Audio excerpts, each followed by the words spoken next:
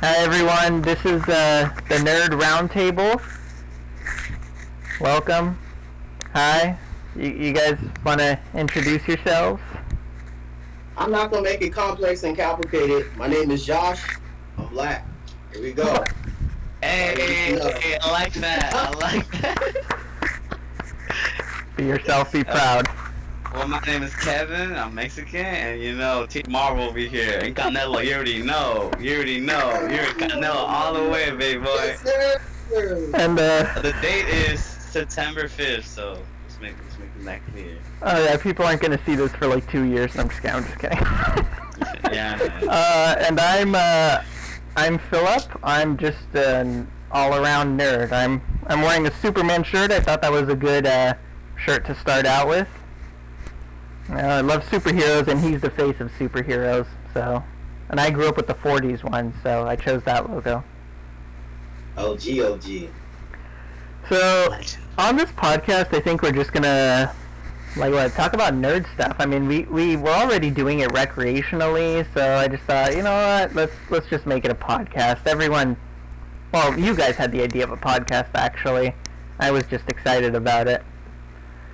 This is the little pilot, I would say. This is like a little run gun, Yeah. So to get us, we were supposed to actually have a big studio.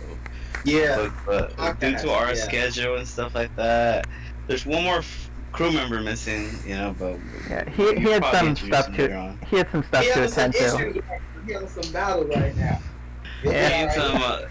Some say he's battling Wakanda. Secret agent over there. Some say he's making vibranium at night.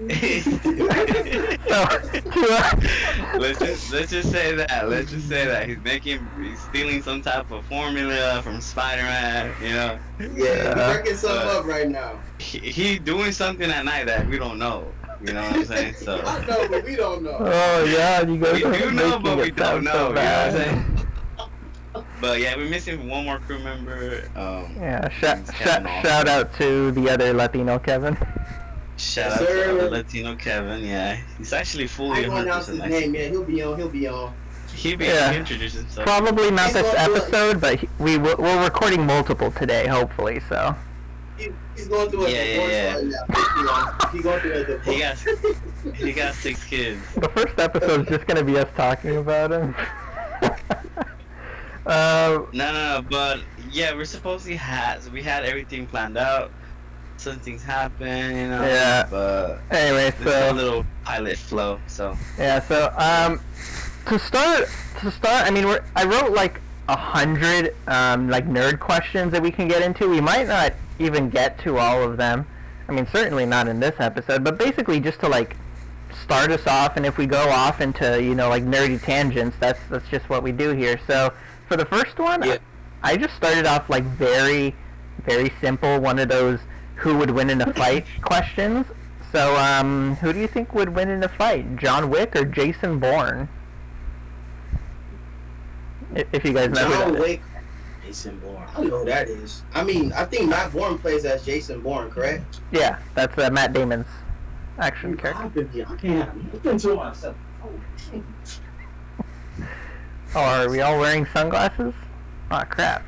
Let's talk about. Let's see. I'll say John Wick, 1992. John Wick, 1992. Like before he was retired, you mean? Before. Oh.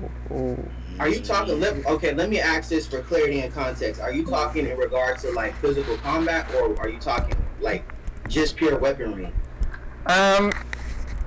Since they both are really good at hand-to-hand... Actually, you know what? I think that question does determine the answer, doesn't it? Because Bourne would probably win hand-to-hand, but Wick might win with weapons. I mean, the dude does gun fu.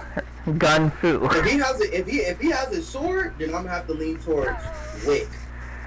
If he has a sword, because he's a little bit more diverse and more versatile with weaponry when it comes to combatants. So I lean towards more Wick, but if it's just a pure hand-to-hand physical, I'll have to lean towards Matt Bourne, if that makes sense. I get you. Jason Bourne, not Matt Bourne, Jason Bourne, excuse me. For the purposes of this question, Jason Bourne is also able to do rated R violence. I know he's a PG-13 character, but so he matches Wick. Let's say he could also do rated R violence. Minute, who you got? I already said John Wick, 1992. Alright, so He did. we're all just going with Wick. If he gets his hands on a weapon, it's Wick. Yeah, it's game. The man killed people with pencils. Let me ask this. Does Jason Bourne have prep time? Do they have prep time? Ooh. You know what? I'm gonna go because I know this is usually for like prep time. I hear it all the time with Batman. Like if he had prep time, he could beat anybody. He could beat the Spectre. So I'm just gonna go with like death battle rules. They're just thrown into a match. They know nothing about each other. Like they're thrown into New York City. They've both been in New York. So let's say they're thrown into New York City. There's no people, but everything else other than the people is left behind in that city. Yo, okay. Because I think they're both killers with vehicles. Also, they've killed people with vehicles. Yeah, 1,000%. All right. Yeah, I'm gonna have to lean towards. Yeah, I think my pick will still be John Wick. Yeah. Sorry, Matt Damon. We're all going with Keanu Reeves on this one. Yep. That said, if I might talk about something else, I actually admire both of the franchises for what they did with filming techniques. Bourne with like the quick cut editing and showing what you need to follow the fight, although that did ruin later action films that tried to mimic that. But then Wick brought it back to basics with like steady cam and showing that Keanu Reeves can still kick ass in his 50s. Yeah. Alright. Fast paced. And I actually like, I think probably within like the second and third film, I actually like the cinematography style as well too. Like it's that one particular mirror shot to where kind of I'm trying to see which film that reminds me of, where it's that one shot, that one take that they do. It'll come back to me, don't worry about it. Yeah. You actually inspired another question from me. Since you talked about prep time, and that made me think of Batman. So, later this year, there is a Predator film coming out. So, if Batman had to face the Predator, how do you think he would prepare?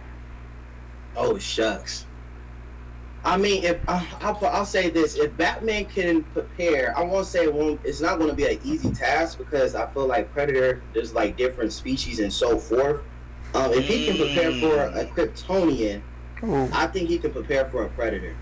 But I think it would be more difficult because I feel that Predator is more of a pure combatant. He's like a bounty hunter style. So right. This is tough. I'm gonna need help. I feel we're talking about Bruce Wayne, right? Yeah, Bruce Wayne Batman. I'm talking about high IQ. I'm talking about he almost defeated an alien. You know what I'm saying? He's used to going head to alien to alien. You know what I mean? So that's I true. feel like it can be no problem if he get a little Predator on the side. A little custom. You know what I'm saying? But keep in mind, Predator he's in the last one he was ex Predator.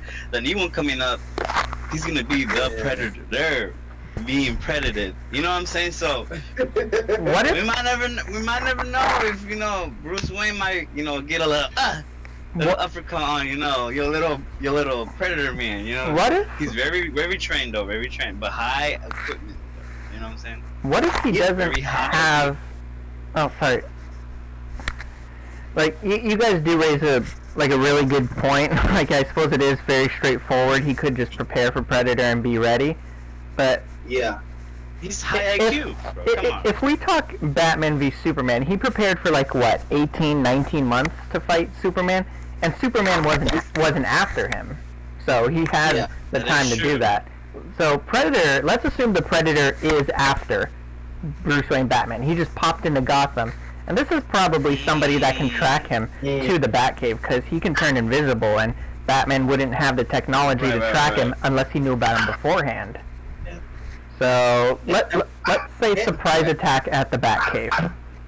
But no. Let's just say there was a scene where Batman had a secret trap, and he witnessed. Because I feel like he's super intelligent, and I feel he has that instinct of like having little traps and not, only the traps that he knows. Right. I think I feel like in regards to that, I feel like when it comes to like weaponry, I feel that Predator has the advantage because this is more advanced based on the tech that he does have. But we talking about Superman, we're talking about Predator. But if you don't have no armor on, and Predator is able to get like the upper hand on him, he's gonna be severely damaged, bro. I'm gonna be honest with you. And I'm like this. I'm saying this in the context without like no prep time, to where Predator's just like just pulls up on him in the Batcave. I feel like he's intelligent, but Predator is strong. He's durable. He has stronger instincts with his smell. Then he has man, that's tough. But then again, he is in the Batcave. Philip, what you thinking, bro? Also, too, what Bruce Wayne are we talking about? We're talking about chapter 2, chapter 1, or like? Adaptation. I'm saying what adaptation? Let's just go with Earth Prime, the like main comic book Batman. Okay. Although Josh, he did raise a really good point with well, I guess you both did with traps. Like, I know there are different Predator species, but that very first one from the first film with Schwarzenegger was susceptible to traps, and he sees in the heat spectrum, right? Like that's how he's able to see. And the Batcave, I suppose, is pretty cold. So if Batman could survive long enough to take advantage of Predator not being able to see things that are the same temperature. Mm-hmm. Like, cause that's how is that how snakes see the world? I could be wrong about that. Ooh, snap! You know what I just thought about? Because I'm honestly thinking about it from a psychological standpoint. Because I feel like if we're talking about it being referenced to the Batcave, you have to throw in Alfred. Because if Predator is able to get his hands on Alfred, that could potentially cause a probability of a breaking point for Bruce. Where he does something. He makes a mistake. Or makes a mistake. Yeah, he gets emotional when it's like very personal. Bring up his parents or threaten Alfred. It's like the tactician mind starts to take a backseat. You have a good point about that. For this one, that's a good topic, though. That's a good topic. We should circle back. It's in depth because it's not clear. It's not clear and concise. It's depending on. Yes, and also too the new Predator movie that's coming out next month. That'll be a good topic to talk about too. We'll get to that. Yeah. Yeah. So we can have more evidence on that. Yeah. We can have more evidence on. Then you got James. We're gonna have to talk about James Gunn Batman too. Hey Josh, in the scenario with Alfred, would the Predator actually threaten Alfred? Because from what I can tell, I mean, I'm thinking just like the rules of the Predator from the first film, but he didn't attack anybody that wasn't armed. Okay. So would Alfred arm himself? And would the Predator like use him as leverage? Or just kill him? I think in regards to, I keep going back and forth like the comic adaptation Batman versus Predator, and then I'm thinking about the adaptation of Earth Batman, and then the live action with Predator with Carl Weathers and Arnold Schwarzenegger, and it kind of depends too, because in some comics like Alfred is like a combatant. He's a military combatant that trained Bruce, but you're talking about the Earth one. So I think Predator would probably just straight off kill him. In my opinion, I think so. I think so. And Kevin, you were saying you just want to get back to this once we've seen the new Badlands film. Right. I feel like we're gonna have a better understanding how the Predator thinks while being predated. You know what I mean? So yeah, he's always the top predator, apex predator. But when the tables turn, I feel like we might see a different perspective and we might get something different, you know. So I'm kind of pumped for that. I am very, very pumped for that, you know. So I feel like we can save that question. Maybe put it on the pin on the side. Yeah. We should have a pin it for a bit, and then let's see when we come back. Maybe in a couple months, we see, and then we give our explanations. Like, you know what? Predator is Predator. Yeah. I love the line, "I am prey to no one." I saw that in the trailer, and I was like, so that was very good. I am prey to no one. Maybe it's a foreshadow, you know, maybe it's foreshadowing something. I don't know. I'm excited for that. I got a question for you. Oh, this one's fun. Could Darth Vader defeat Thanos without the Infinity Gauntlet? And let's assume that Vader does not have his lightsaber, because that would make it too easy. Wait, whoa. Okay, that's two different universes, but let's see. Alright, Vader just the suit. No. Thanos with his armor. Okay, wait. Okay. Oh, Thanos with his armor, not the Infinity Gauntlet? No Infinity Gauntlet. He has his armor and he has his spinny sword thing. Okay, Phil, I got one question for you. Mm-hmm. I know that I'm like, which adaptation of Vader is this before he gets his limbs cut off in Revenge of the Sith, like Vader in his prime, or this is a few years to where he's adjusted in his robotic armory? Which one? Ooh, let's go. If you guys have seen the Kenobi show, like, let's go with that. He's been Vader for like a decade, but he's not like old, you know? He's like in his 30s. He's 33. Let's say that. Vader. I got Vader. Let me see. The reason, I'm gonna say Vader, and then we're gonna elaborate on why. I got Vader.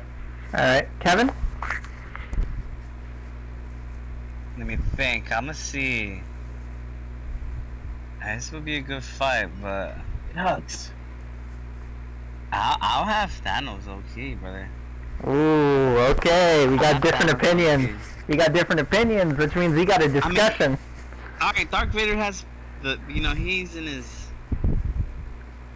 he's very abrupt. Right? Thanos is very conscious, is very strategized, you know what I'm saying?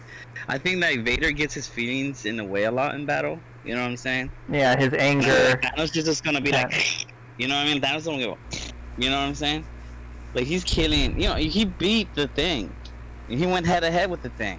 Okay. So Josh, I know what I'm gonna say too. Go ahead. Know what I'm saying? So I'm like, he has the Dark Force, Darth Vader has the Dark Force and everything, but I think when it comes to combat, you get him too close to you. I think Thanos has the upper hand, to be honest. Kevin is saying it's all about strategy. And he got his sword too.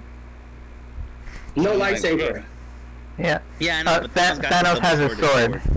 Yeah. Oh, he got his doubles.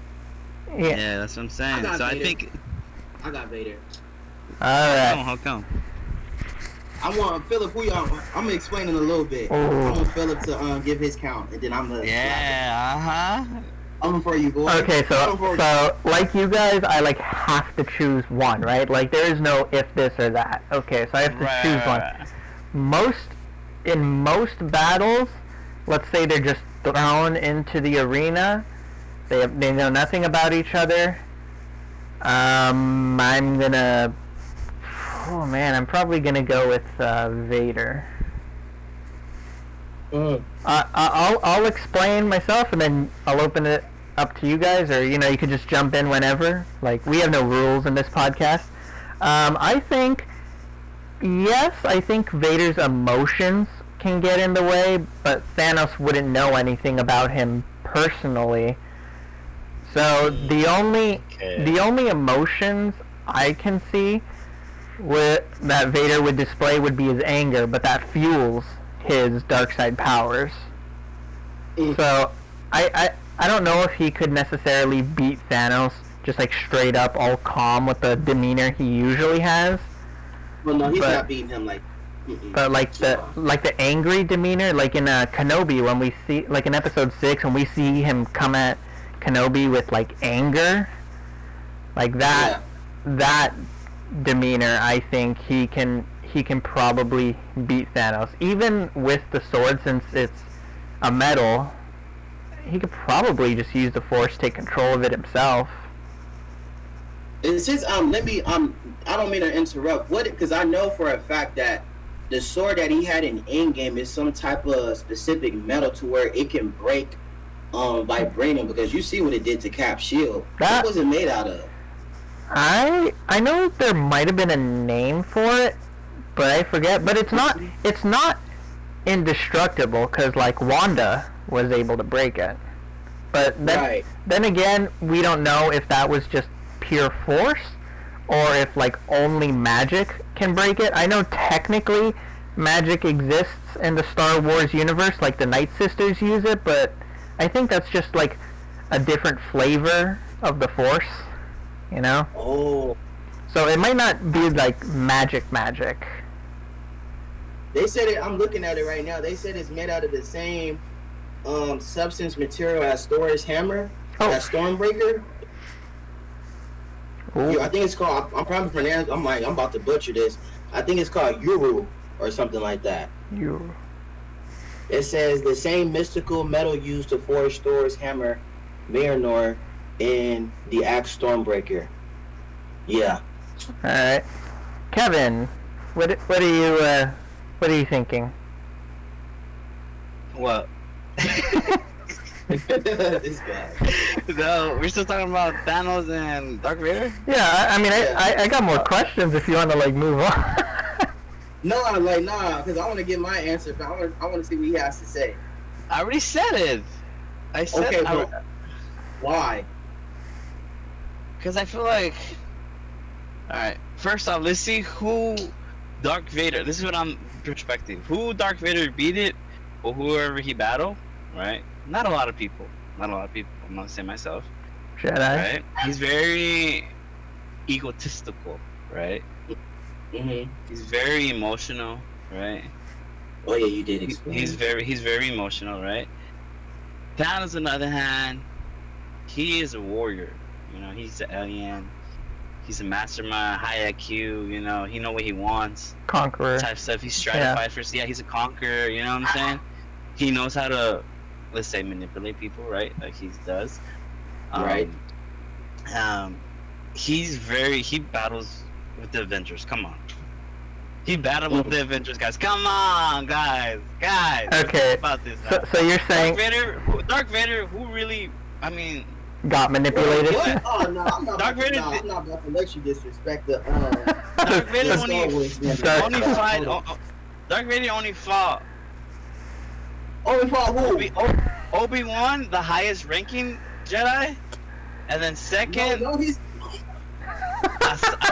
What's that girl's name? Ahsoka, the girl with Ventress? two blades? Okay. Ahsoka, right? Didn't he batter her too? No. No, he didn't batter her? I thought he did. He did in Clone Wars, then yeah. Comics, in a cartoon one. no, he did in Rebels. Clone Wars. He did In fight Rebels, yes, Ahsoka in Rebels. At that point, he had been Vader for almost 2 decades. But the thing is, he is highly emotionally connected to Ahsoka. I mean, Right. they fought on the battlefield for like 3 years, as opposed to like Thanos, who he just meets in the arena. So the general consensus I think I'm getting is Vader might win if he just goes for it immediately, but if the fight goes on long enough, Thanos could potentially manipulate him. Is that like, that's kind of like what I'm getting from this. Yeah. That's what I'm saying. So I feel at the end of the day, it's not gonna be a quick head to the throat. You know what I'm saying? Right. It's gonna be a battle for sure. Ironically, Who's gonna win? Who's gonna win at the end? I think Thanos gonna win. Come on. I think the victor might. He the Avengers guys. I mean, come on, guys. Listen though. The reason, this is the reason why I choose Vader is because I feel that what's her name from the Guardians of the Galaxy, right? I forgot what's her name. Gamora? Manta? Oh, Mantis. No. Mantis has some type of form of variation of success of dealing with the mental of Thanos. Now, compare that versus someone who's trained in the Force, who has a higher metachlorian count, whether it's canon or not, than Yoda. And then since Vader, the only thing that can trigger Vader is Padme. Thanos don't know nothing about Padme. And you talking about a person who's able to tap into telekinesis? I mean, I'm like, I don't know, bro. I feel like this is a tough one. Here's a good question that kind of goes with that theory. So midichlorians are those like little like life forms that connect like everything to the Force, right? So right. Whether or not that would be an effective strategy would be if the Force and the midichlorians extend to Thanos, who is from a different universe. So that, I mean, it's not for us to say, I think, if that would work or not, but if the Force extends to universes beyond Star Wars, I think right. you have a point there. Kind of like I watched the death battle between Thanos and Darkseid, and I saw that the Infinity Gauntlet only works in its own universe. It doesn't work in other universes that have their own Infinity Stones. So you bring up a good point, though again that I think leaves it up to rules that are not for us to set. We didn't create Star Wars or Marvel. But that was a really good point. I think I'm gonna go with I think Vader would ultimately decide who's the victor, whether it's intentionally or unintentionally. I think it depends on whether he chooses to go in hot or chooses to taunt Thanos. Because if he chooses to taunt him, then yeah, Thanos might find some way to manipulate or get into his head with the information that's present. Obviously, he can't talk about Ahsoka or Padme. He's unaware of them. But if he just goes in hot, or rather, Vader just goes in cold, like kind of like Order 66. He's just going in to like kill people. He's not letting emotion drive him, or like he's not letting connection drive him. Right. Like if he's just going in, simple assassin mission, kill him and done, he might win. What do you think, Kevin? I think that's how it might realistically go. See, the thing is, he brought up the Avengers, but you gotta also realize too, this is a person that's dealt with Emperor Palpatine. That's nothing to Emperor Palpatine is no one to sniff at. He's talking about, and if we include the comic adaptation, yeah. I'm gonna stop, bro. I'm gonna stop. To be fair, Palpatine killed him. Like in the end. I know, that's why I was like, yeah. Alright, you know, that's a good one. I'll move on. Okay. This was a good discussion. Like, there are a lot of, like, unknown variables that aren't for us to control, but that was a good discussion. You guys mentioned Obi-Wan, so I did come up with another one. Best mentor figure. So, I got Obi-Wan. And where? Star Wars or... No, just in general. I listed 4 that I thought would be good. From Star Wars, Obi-Wan. From Harry Potter, Gandalf. Wow. Don't want to talk about Harry Potter? Okay, we don't have to talk about Harry Potter. Yeah, but Obi-Wan, nah, I don't think so. Yeah, okay. I disagree with Obi-Wan for one specific reason. Oh no, I'm not saying he's the best one from Star Wars. I'm just listing the ones that I would like go against each other. Alright, go. My bad. You jumping the gun. Oh, it's okay. No, we could change it, of course. Like, okay, best mentor figure from Star Wars. We could change that. Alright, so not Obi-Wan.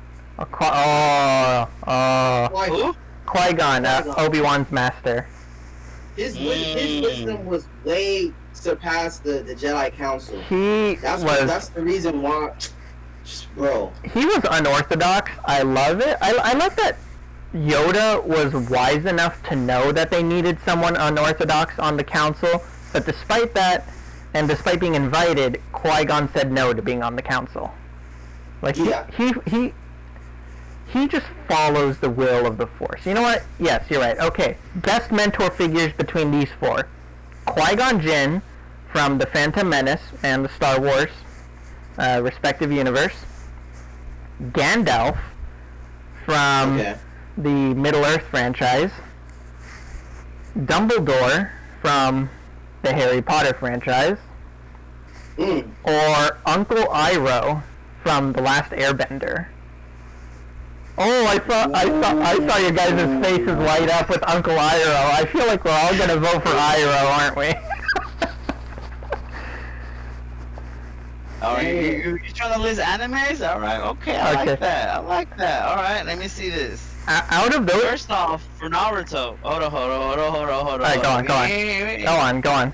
We adding some anime here? I got you.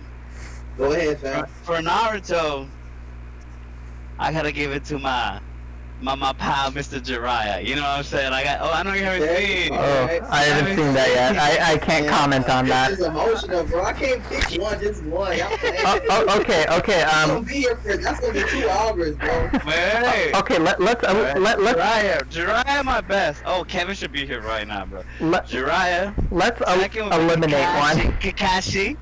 Kakashi, you know what I'm saying? We gotta get Kakashi in there. We gotta get Kakashi. Okay. Alright, let's talk about anime now. Alright, now. Star Wars? Alright, what if we just eliminate them one by one? Alright, Qui-Gon, Gandalf, Dumbledore, and Uncle Iroh. Had to eliminate one to start. My personal vote would probably be Dumbledore. Just cause of the twist at the very end. I'm not sure if I want to give it away. I think he's gay, right? Isn't he gay? That's not the twist! That's not the twist I'm talking about. Yes, he is. Right? He is, but that's not the twist I'm talking about. Oh, okay, yeah. I heard that like on the we're gonna get canceled in our first episode. No, I swear to you, I heard something in the web or something. No, he is. Bisexual. Yeah, right. So I'm like, damn. All right, I'll say respect. Hey, he not being politically right now. Okay. I'm just saying. I'm just clearing that up. Like, yeah, my boy's gay. Okay. Now, you know what? No. I'm just gonna say it, and maybe in the description, I'll just have to make a note of it in my head. That I kind of spoil Harry Potter. Just at the very during Harry Potter, for most of the story, we think he was the wise old mentor who would take care of Harry no matter what. But in the very last one, we learn he was for the most part doing that, but he was raising Harry for a certain thing. Like he was just doing what needed to be done. Like we learned the true. Good guy that was looking after Harry and actually caring about him was the guy we thought didn't care about him. Like, I don't know if I really want to give it. You know, have you guys seen Harry Potter? Like, this is a 14. I'm gonna be honest with you. I'm like, bro, I only seen like the first 3, and then after that, it's been like. Do you plan on getting back to it? No, I never end up getting. I was like, when I was younger, I was like more into it, but yeah. Right. I seen the first 3 of them, but after that, man, it's just kind of like, it's about. I know it's more than like 6 of them, right? Yeah, Kevin, do you care if I spoil the end? Have you seen it? Yeah, I already seen it. Alright, so we think that Snape doesn't care about Harry this whole time, and we think Dumbledore is raising him to, defeat Voldemort, live, yada yada. But at the very end, we learn Dumbledore was actually raising him to be killed by Voldemort because he's one of the 8 Horcruxes, and Snape was the one that was actually looking after him. So for that reason, just for that reason, I think I would eliminate Dumbledore as best mentor. So between to anybody listening, I'm sorry I spoiled Harry Potter. Sorry, go ahead, Josh. I think another thing that we have to include in this discussion as well too, that this conversation has to revert to who also had the best character development through their mentorship as well. I will obviously. Ooh. My mind does go to Uncle Iroh, but it's less so about his character growth and more so about how he helped Zuko's character growth. Because Zuko's my favorite character from The Last Airbender. 100%. You seen the live action? The new one or the movie?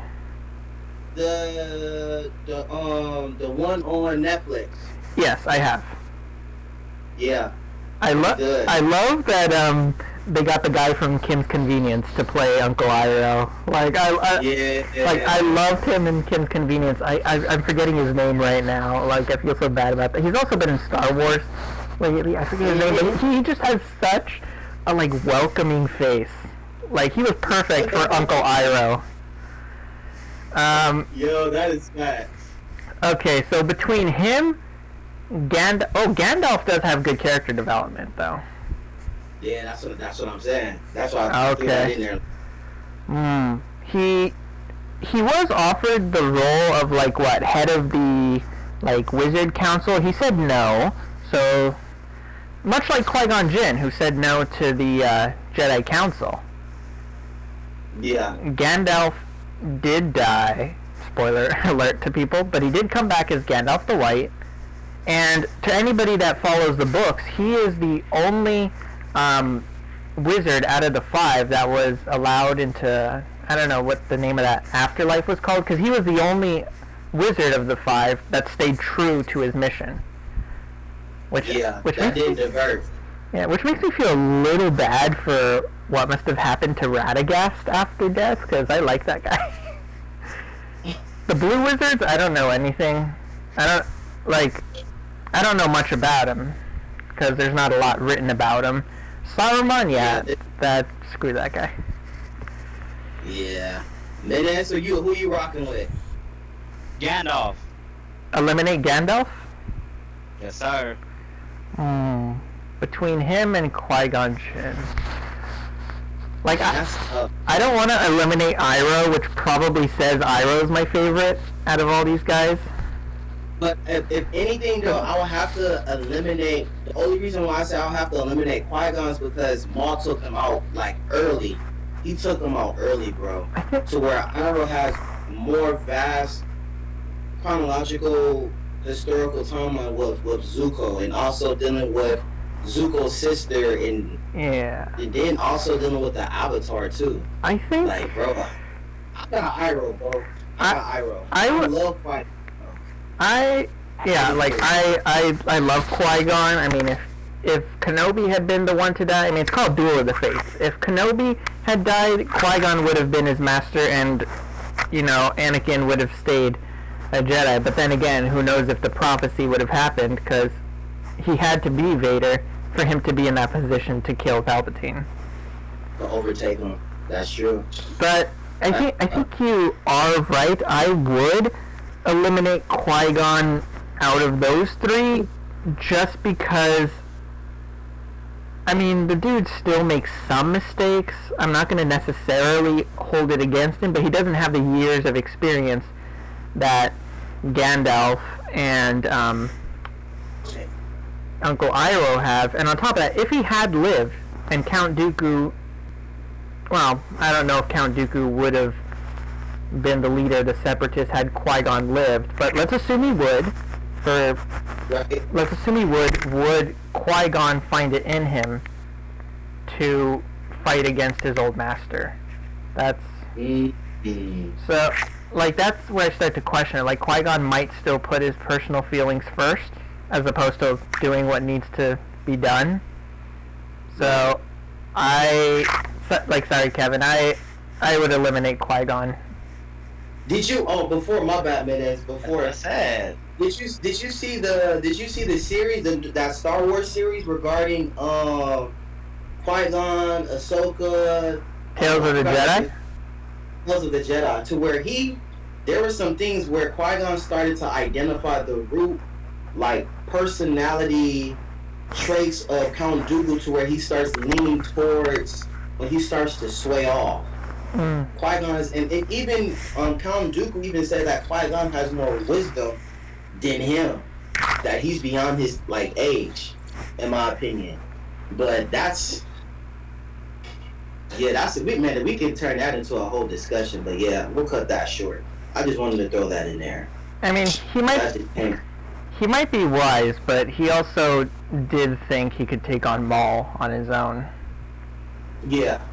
Although I do slightly blame that on Jedi indoctrination. Like, they must have taught him that, oh, of course you can, like, deal with a threat like that, you know? Yeah, exactly. Okay, so 2 votes for Qui-Gon. Let's eliminate him. Gandalf and Iroh. This is hard for me. Oh, when we talking about who's the best mentor? Yeah, we got it down to Gandalf and Uncle Iroh. 'Cause I would say years of experience, but the thing is, as we see in Legends of Korra, Iroh, despite being, dead, at least I think dead, his spirit does continue to go on in the realm of the spirit. So like his consciousness is still around and could be, who knows, for eternity. And I suppose there was character growth with him that we just didn't necessarily see. When he was younger, he was a conqueror. Like, he probably wasn't that great of a guy, but after his son died, he realized the consequence of war. So I think for me, it ultimately comes down to, do I choose the guy who started off good and remained good for his continued time, or the guy who started off with the Fire Nation Manifest Destiny indoctrination and grew once he suffered himself and realized what everyone else had suffered. Bless you. So I think that's a good point. Oh, do I choose? Like, both of them would be phenomenal mentors, I think. You can't go wrong either way. It's like 1A, 1B type of situation. I think I'm gonna go with Iroh though, because he's less likely to get me killed. Yeah. But I know the universes follow different rules, like the last Airbender universe. Yeah, like one of them's a universe that was originally designed for little kids, as opposed to Lord of the Rings, which is for like a slightly older audience. There are like rules to who dies and whatnot, but there are still consequences. Yeah. Jeez. I don't know where Kevin went, but my vote for who to eliminate next would be Gandalf. And Kevin, I think you earlier voted to eliminate Gandalf, so I think the general consensus is Uncle Iroh. I mean, he had good character growth.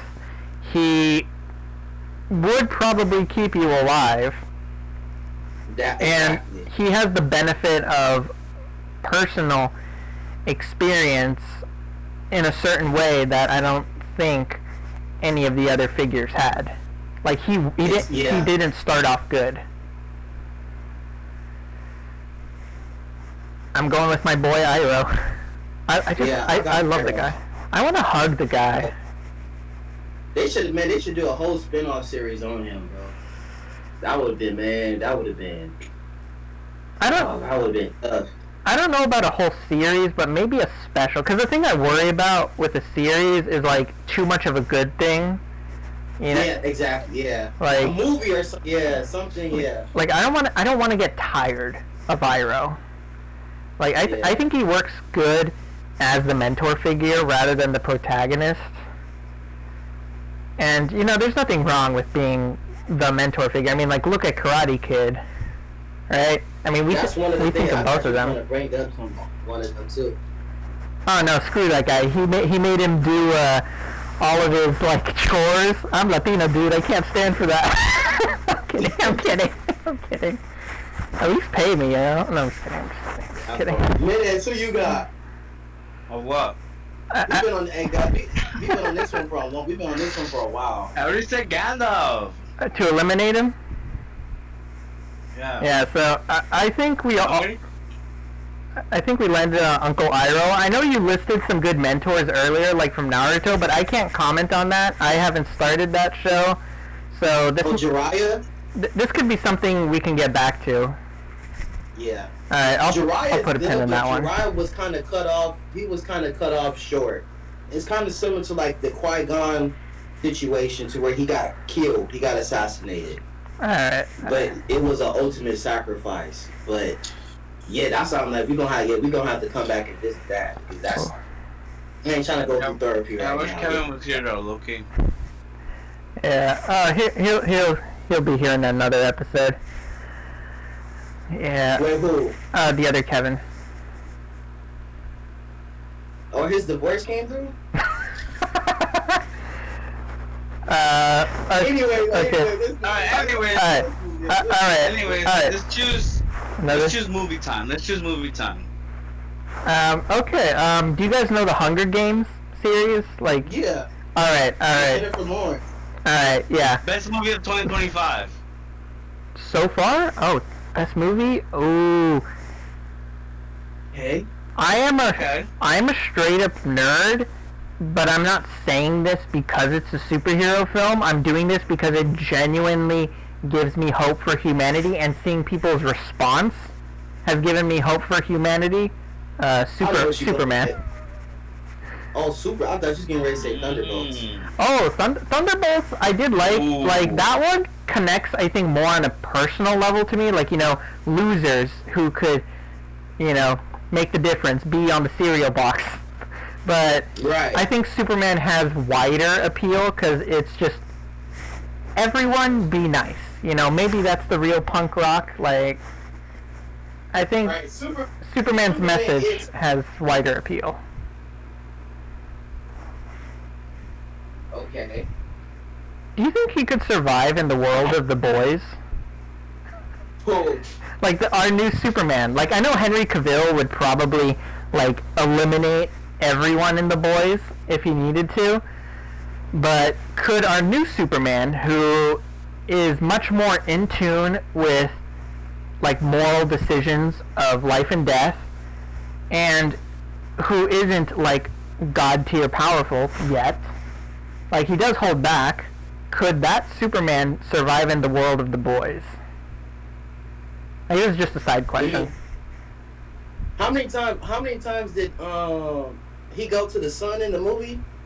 What, 3 times? 2, 3 times? My favorite one is probably where they like use the magnifying glasses to like intensify his ray. Kind of reminded me of like Toy Story when Sid was like burning the toys.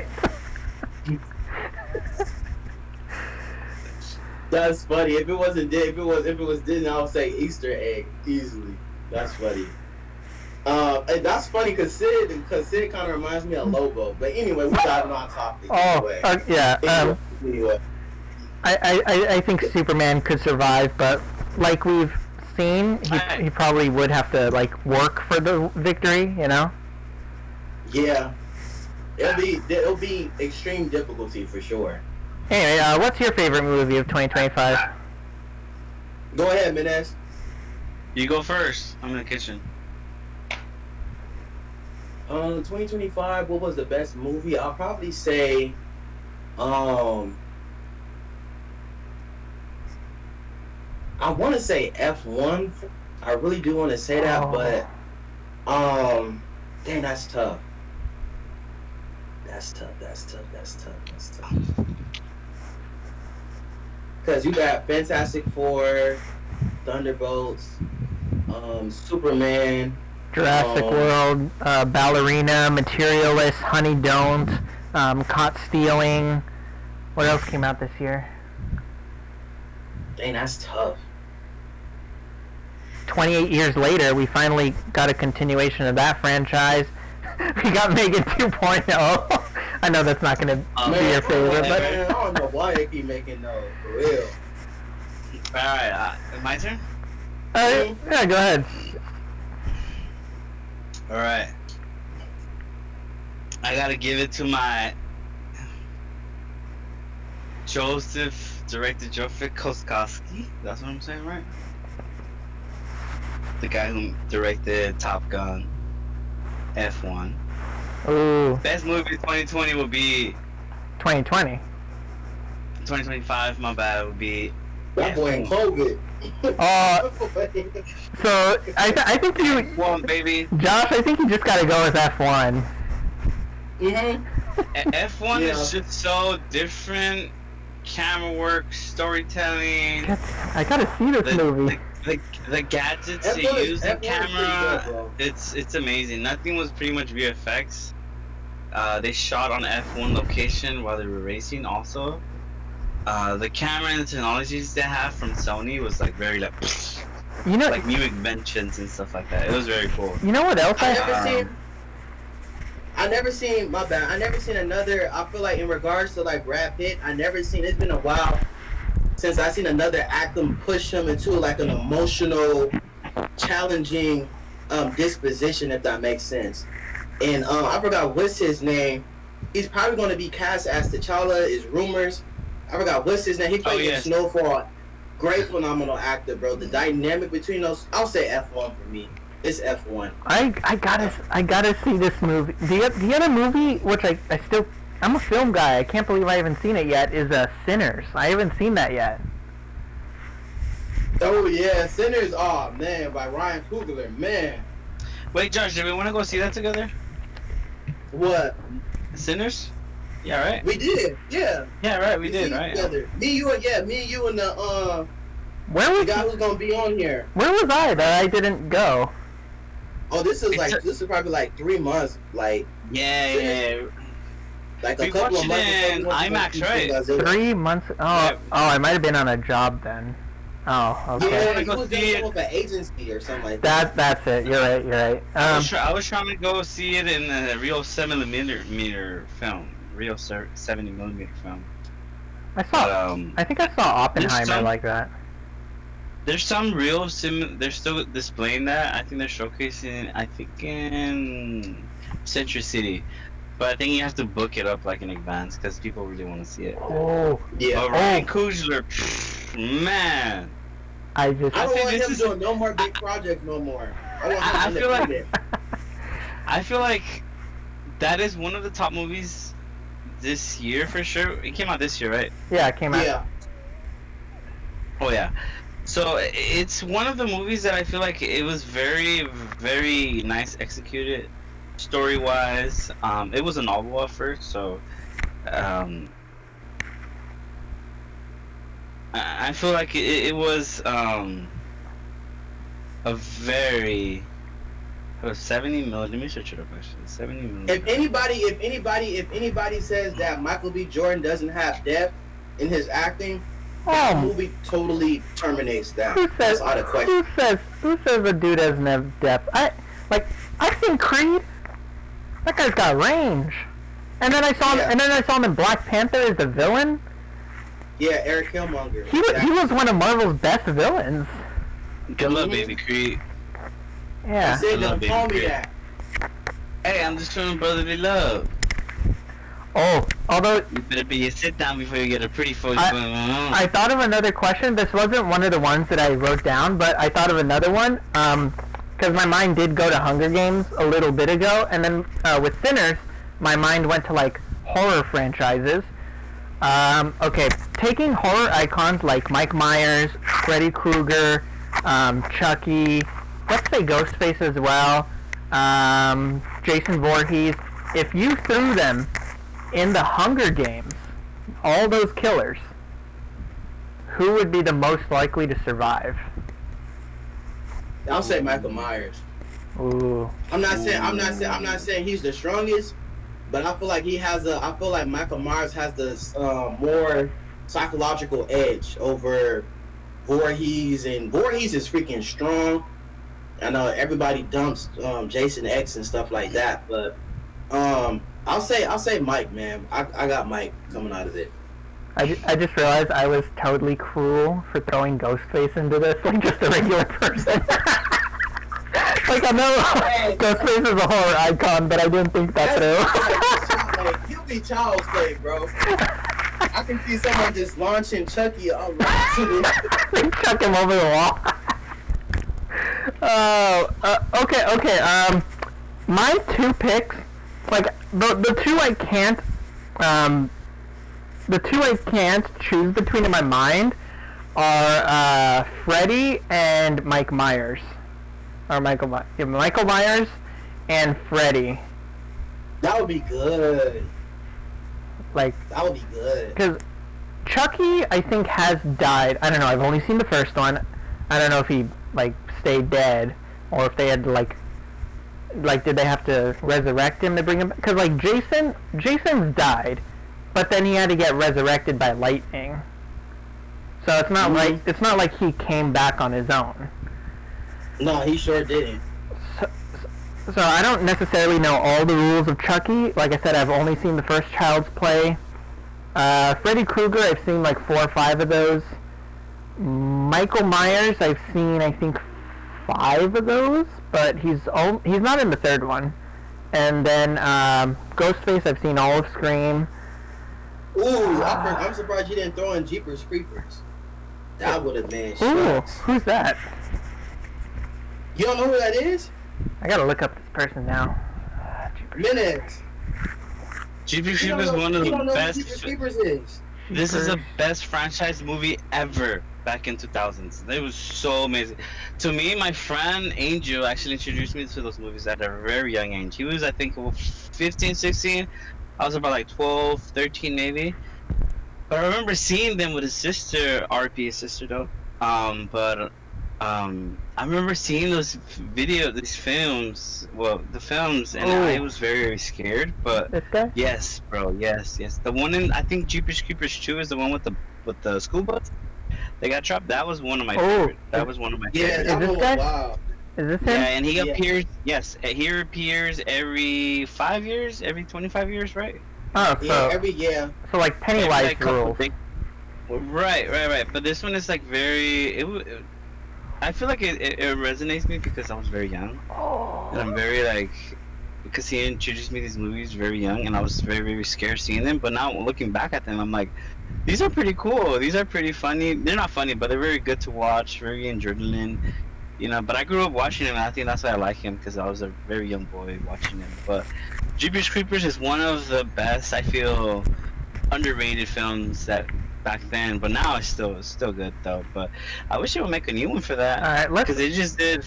They I know did, you. bro. I know They what you did. did. It's I know dope. what you did last summer. Also, too, that was one of the films back then in the early 2000s when it was like, it was scary. But I remember my friend Angel. He always brought up the scary movies for me. Okay. But yeah, I know what you did last summer. It just came out a couple weeks ago, and I remember watching that back then. It was just like it was so cool. Like, oh, it's pretty cool. It's scary. You know, the hook. You know. I feel bad what happened to that thing emotionally scarred me. Like I didn't watch it when I was a child. I just caught up to it like I'll say when I was in college like 5 years ago. And the ending wrecked me, bro. With Barry, I said, dang, that's cold. I'm like, yeah, that ending was crazy. What was that movie back then? I don't know. I used to watch this a lot with my friend also. What if we throw? It was about the family. It was about the family. And they would eat other people, but they were like mortified. They were like botched, kind of. You know what I'm saying? Was it Get Out? Oh. No, wait, no. No, it's not Get Out. Sorry. Was it that one? It's like they're a family and they're like in the wilderness, in the forest, and like every person like gets your car trapped or something like that. They like take them in and then like they eat them or something like that. And they're like all like botched, like they're all botched because they eat people and stuff. Yeah, I remember that movie. Yeah. What if we throw Creeper and Pennywise into the thing? Pennywise, Creeper, Freddy, and Mike. Creeper has wings. He flies. Oh, he does? Shit. He's strong, bro. He lifted a bus, a whole bus. Yes, he is strong. He is strong. He's kind of like a superhero. I'm not gonna lie. No, I wouldn't say. Bro. He is kind of like. Don't say superhero, bro. Don't say. He's not a superhero, but he's like a supervillain. Does the Creeper ever sleep? I haven't seen these. Yeah, so he sleeps. He goes to like he comes every 20 years. It's like a 25-year sleep. Oh, yeah, he's okay. Yeah. I think my vote. I still can't choose between Freddy and Mike, but I think Freddy can kill Pennywise and the Creeper, because Freddy's power is in Dreamland. Like, he goes after people when they're asleep. So, truthfully, Yeah. if you threw him into a regular Hunger Games, he would just need to wait for everybody to sleep, and then he'd just kill him like that. It's kind of hard That's because true. because Jeepers, he's like, his durability is crazy. I think he got hit with like this wasn't no like man-made stuff. This was like some bounty hunter, like with some like magic stuff that had to take him out. I forgot what it was. I think it was like on the third. It's been a minute for me, but Oh, he said no. It was that spear. That spear. Like, yeah, and it hit him right in his and head. And after- he was still moving. I'm like, He what was the still heck? moving. Yeah, that is true. That is Like, crazy. it was I remember that. went through his brain. This thing was still moving. I'm just like, bro, what the heck? That big ass it's like an arrow, but it's made of metal and it has a string at the attach of it, so like so you could reel it back in. Yeah, I remember that. Damn, that's crazy. I remember that. That's funny. And he teared up the top of the bus too. He teared up with his hands. He teared it up. That's So- another one. Maybe he could be like a superhero, a super villain, you know. Like, Phil, Jeepers, he was able to go into. He was able to go You into should a watch whole that, police Josh. station. Yeah, you should watch that. Phil, Philip. Yeah, you should watch that. That'd be a cool movie to watch. he went inside a whole police station. They couldn't do nothing with him, bro. A whole police station. So I'm just making a note of this movie, or series, because, yeah, you guys are talking up this Creeper guy. I gotta check it out now. It's a lot of. I think there's like 3 movies, if I'm not mistaken. Right? There's 5. It's one that came out 2 years ago, but it didn't do well, so it didn't make it to the theater. Something Oh, like that. well, I don't know. That's crazy. I think I got one last question, because this episode has gone on for a little bit. So to end off this question, and, you know, hopefully to people listening, you have enjoyed our discussion. So I'm going to go with a rather ordinary question now. Out of all the ordinary human characters in all these franchises, be it Star Wars, Marvel, DC, horror franchise, action, out of all the franchises that, you know, classify under nerd or, you know, big film, you could even talk Fast and Furious, who is the most dangerous, ordinary human being in all these franchises? And I'm not counting Wick. Ding? Yeah, I'm not counting Wick. He's got something supernatural about his durability. I'm talking like ordinary, like next door, like neighbor type character, you know? It'll be too easy for me to say Bruce Wayne.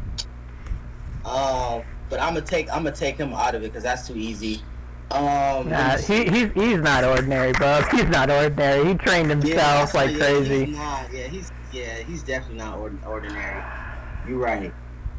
I don't even know if I can answer my own question. Who was you thinking about? Because this is I didn't even think of an answer for this one. Oh God. This is fast.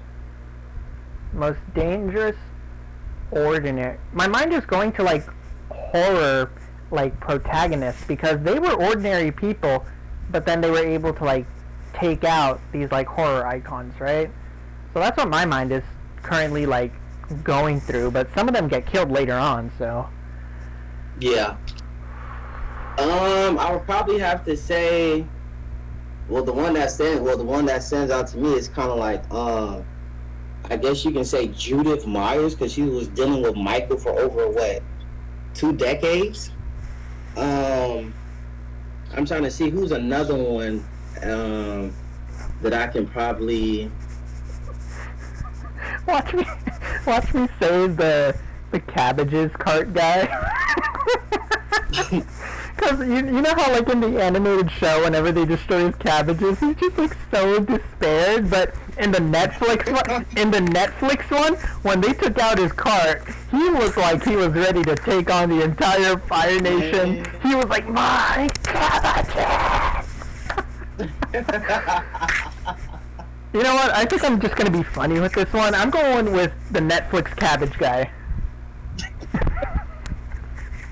Minutes, who you got? What? The most dangerous, ordinary human being. Like, just a regular person. They didn't train themselves. They're not, like, special. Just the most dangerous, ordinary person in any of these franchises we've talked about.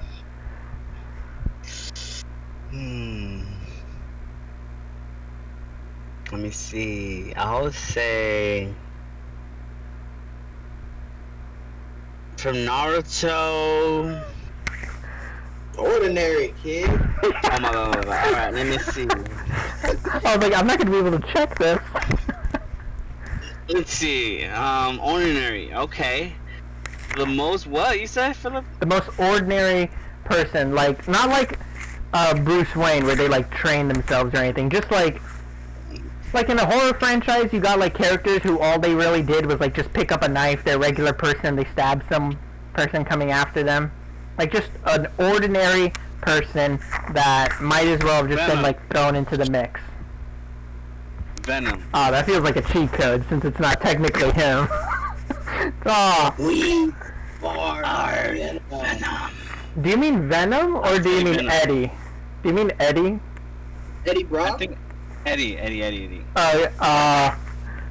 That technically I think fits the description of what I said, but I hate you so much for that loophole. I hate you so much for that. Because it's like went together. He petty on that one, low key. It was like a missed relationship, you know, like his girlfriend being Venom, and then him trying to do something. You know, it was controlling. But at the end of the day, Nah, yeah, Eddie. and they love each other. Eddie on his So- own could get stuff done, and he's not Right. technically Venom. He's just the host of Venom. Right. Yeah. So I see the loophole you found there. That's good. I hate you so much for that, but I also congratulate you. I'm jealous, but I'm sticking with my answer. Cabbage Guy from the Netflix adaptation of The Last Airbender. That dude's dangerous. He's got fire on his eye. He is the spark Also that'll too- overtake the Fire Nation. Yeah, also too, there's a theory in Naruto where the guy who runs the ramen, Mr. What's his name? Oh, that he was He fought one of the high what's her name? He was like a shinobi that was very OP and like very brutal, but he's a chef and the whole show, like throughout the show. It's But I forget- it's a It's a conspiracy theory. conspiracy theory, yeah, but Yeah. that's I remember seeing that. I'm like, wait a minute, that kind of makes sense though, but because he's very nice to Naruto, he's super nice to them. He's super nice. He's nice to everybody. He's a cook. He makes ramen also. So, yeah, I seen like a little, I think Photoshop photo of him like fighting with just shinobis like in the battlefield, and like he's very very OP.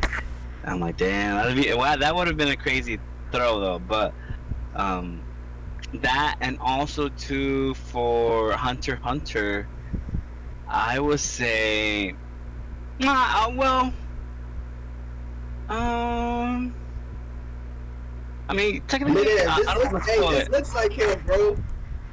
That looked like him. Yeah, that's what I'm saying. So, Some people say he so followed the guy cooking and the guy all in the left, they used to be. That's the strongest. Being trained by what's his name? Naruto's father, who's the third Hokage.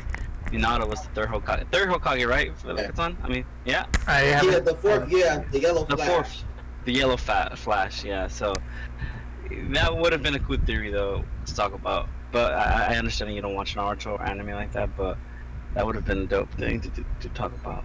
I don't know why in the world I said Judith Myers. Okay. Like, I'm changing. Alright, go ahead. Yeah. Alright. My mind is all over the place. I don't know why I said. No, go ahead, Josh. Finish us off. Finish us off with your official answer. Naruto. Wait, Talking about Naruto. I heard that there was someone there. yeah, that's funny. My cousin, she's actually into Harry Potter and she's into Not anime. Hey, your cousin can be a special guest on one of these episodes. I know. She gotta run it. She gotta go run an errand. I'm gonna tell her when she comes back though. That'd be fun. So do you want to? She's very knowledgeable too. Do you want to stick with? She's read all of the books. Do you want to stick with Judith, or you got something else? Because you look like you wanted to change your answer. I'll go with that. All right. So I think that might be the end of this first episode. Everyone listening, I hope we haven't, annoyed you to hell. But hopefully you found this engaging enough. I mean, this might have been a rocky start. I mean, some talking points might have felt a little forced. But, bear with us. We're just starting out. We took like an hour and a half just getting started. We had Discord problems. Technical difficulties. One of our other members might be dead. I'm just kidding. He's going through a divorce or something. You guys are saying. He's going through a midlife crisis. I think he's just sleeping. Yeah, he's sleeping, bro. We joking, by the way. Yeah, he's gonna watch this episode and saw that we joked about him going through a divorce and everything. The 2 kids on the way. And 2 kids on the way. Oh, we're adding some lore to Reyes. He's not even here. We're giving you the world building of like his corner of the world. The expanding universe. There we go. Yeah. This is the Nerd Roundtable. Be sure to stick around. Hopefully, we've got a lot more franchises that we can talk about and that we will talk about. So until next time, I'm Philip. Josh, the black guy here.